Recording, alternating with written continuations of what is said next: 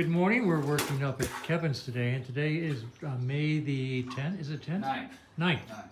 And we're working on this Norton. I wish we'd thought to take a photo of it before we disassembled it, but it is an absolutely gorgeous cafe racer.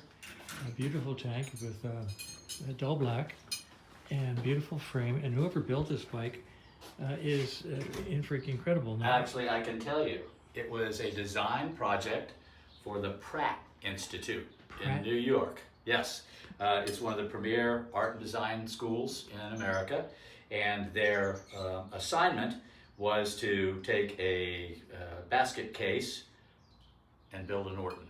You're joking, really? And they did all this? Yep. Yeah. Oh, the work is exquisite. That's right. But it also explains why we have SAE, Whitworth, and metric. And because it is designed, it's a beautiful bike when it's all together, there's no question. Yeah. But again, it's more a piece of art. So you may remember what it took us to get the battery out. It took us almost an hour just to get the battery out. It was in there jammed so tightly. Yep. Now we're going to revise that mounting a little bit, and the same battery will now slide in. So we can fix that. I worked on this bike back in did you say 2017? No, you started in 2019, 2019. November of 2019, and then finished it sometime early 2020. Yep, we got it running. Yep. And now it's back.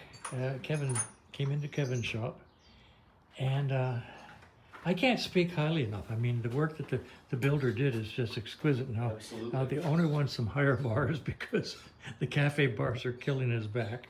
Yeah. Fully understand that because I can't hardly ride my cafe racer anymore. And we've been through the carbs this morning. We got the battery out this morning. Took the handlebars out off this morning. What else did we do that was constructive? Anything? Well, we drained all the fluids. That's you may remember right. There was about an ounce of oil in the tank, and the remaining 2.5 liters in the sump. So it had come down. It does have the AMR mod, but it'd been sitting for a while. The owner was clear. He said, "I haven't ridden this. Frank told me to ride it, and I haven't." So he knows it. He gets it. So we dumped the sump, got all the engine oil out of it, and then put it all back together. It's got an incredibly interesting PCV valve in the drain of this thing. I'll go down here and take a video of it because see if anybody out there has ever seen it. It's kind of cool. Interesting, the old style tank. It's an 850 motor. I wonder what their budget was when you're in school to do this. No question. I mean, these Cayennes are gorgeous. Yeah. Okay, look at that plug assembly with a PCV valve built into it. Isn't that something? It unscrews just like a regular sump dump, but it's got a breather on it and I think a PVC valve built into it. It's quite a deal. Huh.